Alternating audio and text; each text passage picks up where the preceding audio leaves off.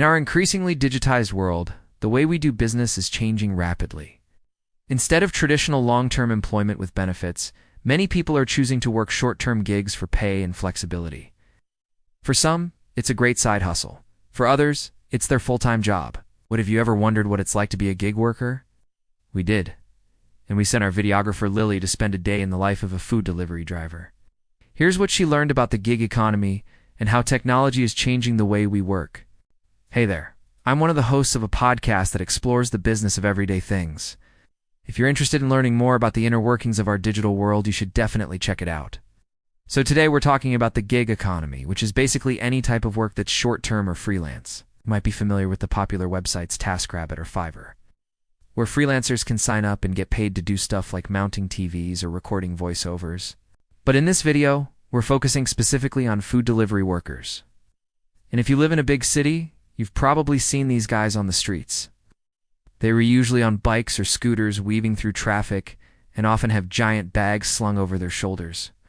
The main apps that connect customers with delivery workers are Uber Eats, DoorDash, and Grubhub. And each one works just a little bit differently. First, let's talk about the customer experience. Let's say you're hungry and you want a burger. So you open up the Uber Eats app and browse your options. Once you find a restaurant you like, you pick your food and put in your address.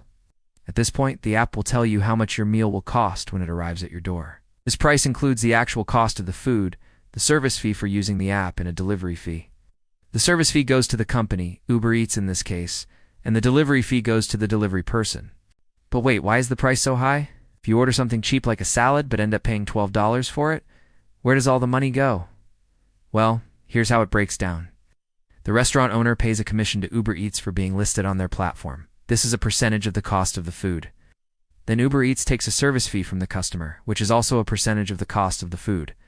After that, there's the delivery fee, which is based on the distance between the restaurant and your house and can vary depending on the time of day. All of these fees add up to make sure that the restaurant and the delivery person both make money. The delivery person doesn't know the exact amount they'll earn until after the delivery is complete. And that amount depends on several factors like the distance between the restaurant and your house, how much demand there is for drivers at the time, and even the type of vehicle they use. Some apps, like Uber Eats, will pay more for deliveries that require a car rather than a bike, because they're harder to make in a short amount of time. After all that, the app figures out who's closest to your house and sends them your delivery request. Now, in theory, you could be anyone. All you need is a smartphone and a way to transport food. Most people use cars, but you can also use bikes or scooters. Some companies even let you deliver by foot. Once a driver accepts a delivery, they have to pick up the food from the restaurant and bring it to you. And sometimes, this part is easier said than done. Depending on how busy the restaurant is, it could take a while for the driver to get the food. Sometimes they'll have to wait in line with all the other delivery people. Other times they'll have to park illegally because there's no parking available. And sometimes they'll have to walk into the restaurant to get the food themselves. As the driver, you have to balance getting as many deliveries as possible with actually making money. Some drivers try to stay in areas where restaurants are close together, so they do waste time driving. Others try to accept deliveries that are far away from each other so they can earn more money. It's kind of a balancing act. You might be wondering, why would someone want to work as a delivery driver? And it turns out there's a lot of perks to the gig economy. First, there's flexibility. Unlike a traditional job, gigs allow you to choose your own hours. So if you want to drive at 7 a.m. on a Saturday, you can. Or maybe you only want to drive on the weekends. You can do that too. There's no boss telling you what to do. Also, many gig workers aren't considered employees of the company they're working for, meaning they don't pay taxes on their income. On top of that, you get to keep all the tips. So if you do a good job, you can earn extra cash. For some people, this type of flexibility is great because it allows them to work around other jobs or school. For others, it's a way to make extra money on the side. And for some, it's their full-time job. In fact, according to a study by the Future of Work, 23% of millennials and Gen Z make at least half of their income from the gig economy. It sounds pretty great, right? Well, there are downsides to being a gig worker. According to the same study, most gig workers feel isolated and 41% feel burnt out. That's because there's no one looking out for their best interest except for themselves. And there's always pressure to work more in order to earn more money. On top of that, there's not much room for advancement. You're just a number on the app. If you drive for Uber Eats, you don't get better pay or benefits if you drive more, and you're not building loyalty with any company.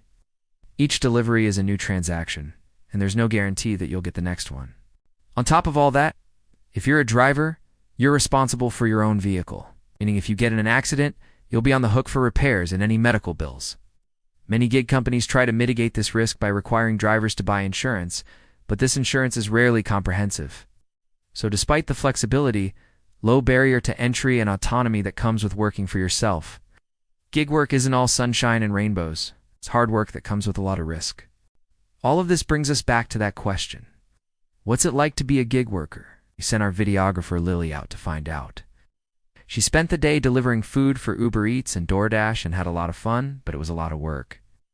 She downloaded the two apps and created profiles, which required her to include a photo, driving history, and vehicle information. After that, she was ready to start driving. Throughout the day, she got orders from different restaurants. Some were easy to find, and others were kind of hidden in weird office buildings. She tried to look for patterns in the types of orders she was getting, trying to figure out which restaurants were ordering the most. She also noticed that some orders had special instructions like leaving the food outside if no one was home, and she made sure to follow all of those instructions. She also got tipped well and got a few nice thank you notes from customers. But not every interaction went smoothly. One customer tried to argue with Lily about the cost of their meal, and another customer wasn't home when their food arrived, and it ended up getting cold. Overall, though, Lily had a positive experience and made around $150 in a few hours. She realized that being an Uber Eats driver can be a great way to make extra money, but it's not without its challenges. If you're thinking about becoming a gig worker yourself, Lily recommends doing your research and weighing the pros and cons carefully. It's not right for everyone. So what do you think? Is gig work a good thing or a bad thing? I'd love to hear your thoughts in the comments below. If you like this video, please be sure to hit the thumbs up button. If you didn't like it, well, you can always hit the thumbs down button. Thanks for watching.